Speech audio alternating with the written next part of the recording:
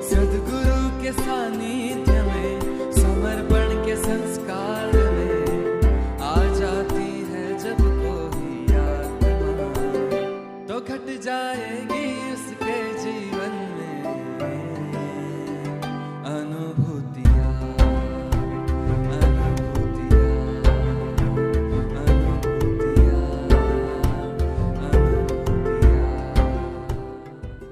जय बाबा स्वामी।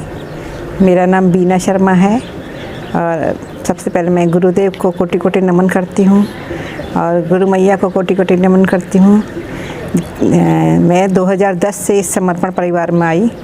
2010 में मेरे और मेरे हस्बैंड दोनों बहुत बीमार थे, मतलब उनको चिकनगुनिया हो गया था, बहुत डेंगू हो गया था, तभी हम समर्पण परिवार से नहीं जुड़े थे। तो उस टाइम पे शिविर हो रहा था वकोला सेंटर का उधर सांता क्रूज में, और तभी मेरे हस्बैंड 2 दिन तो उधर गए, लेकिन जब भी 3 दिन उधर गए, चौथे दिन उन्होंने मुझे बताया कि उधर क्या कहते हैं शिविर चल रहा है, चलना है। तो मेरे को तो बचपन से ही आध्यात्म में रुचि थी और मैं गुरु को भी खोज रही थी कि कोई गुरु किसको बनाऊं, गुरु इसको बनाऊं उसको बनाऊं। तो तभी मेरे हस्बैंड मेरे को उधर लेके गए और हम लोग की इतनी हालत ख़राब थी कि मैं एक चम्मच भी हाथ से नहीं उठा सकती थी। तो उसमें हम लोग गए और उधर सब लोग ने बोला कि ज़मीन में बैठ सकते हो तो इतना अच्छा है। तो मैं तो जैसे तैसे बैठ गई। मेरे हस्बैंड थोड़ा पहले तो कुर्सी में बैठे, थोड़े दिनों बाद वो ज़मीन में भी बैठने लगे। और इवन आप समझो उस दिन मेरे को जो गुरु का प्रवचन था इतना अच्छा लगा। इतने गुरुओं का मैंने सुना है, लेकिन स्वामी जी का जो प्रवचन है वो एक अलग ही लेवल पे था। तो मेरे को उनकी कलेक्टिविटी और उनके बारे में जो बोलते थे बहुत अच्छा लगा। और हफ्ते में ही मैं एकदम हम लोग एकदम ठीक हो गए। जो एक चम्मच भी नहीं उठा सकते थे वो हफ्ते में ही हम लोग एकदम, हमारी बीमारी एकदम ठीक हो गई। तो स्वामी जी हमको छोटी से छोटी, मतलब मैंने जब तक समर्पण परिवार में जुड़ी तब से मैं छोटी से छोटी चीज़ जो है मेरी अपने आप ही सॉल्व हो जाती है। और वो मेरे को मेरी औकात से ज़्यादा, हमारी औकात से हमसे ज़्यादा देते हैं।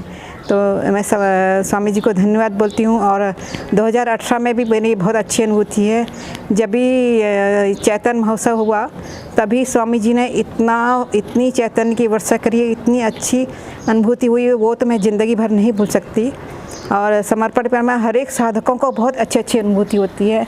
मैं तो बोलती हूँ कि ऐसे सद्गुरु मिलना बहुत ही दुर्लभ की बात है।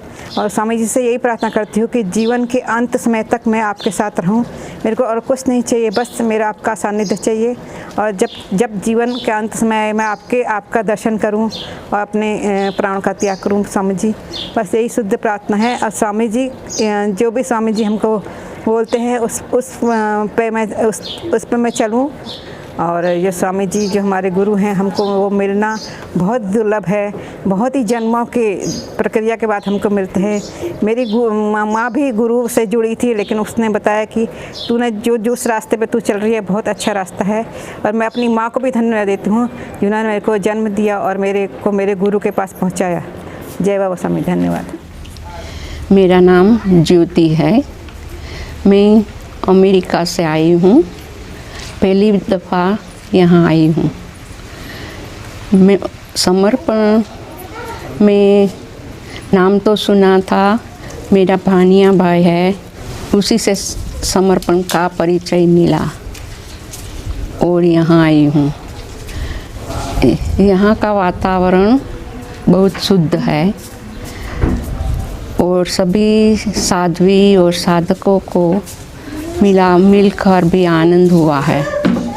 इसके पहले राजकोट में एक दफ़ा स्वामी जी का प्रवचन सुना था।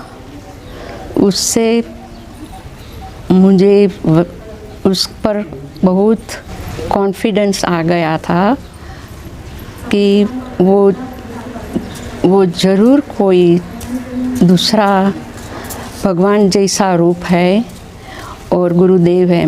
मैं जैन हूँ।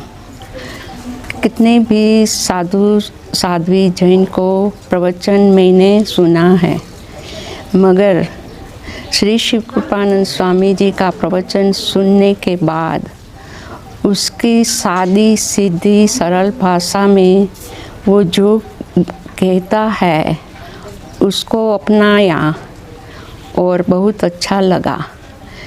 यहाँ 3 दिन के लिए मैं पहली बार आई हूँ और मुझे अनुभूति हुई है जब मैं ध्यान करती थी आज, तो ऐसा लगा और ऐसा अनुभव किया कि स्वामी जी की बहुत सूक्ष्म रूप से, छोटे से छोटे रूप से मेरे मस्तक के ऊपर बैठा है और मुझे मार्गदर्शन दिया कि ऐसा करो।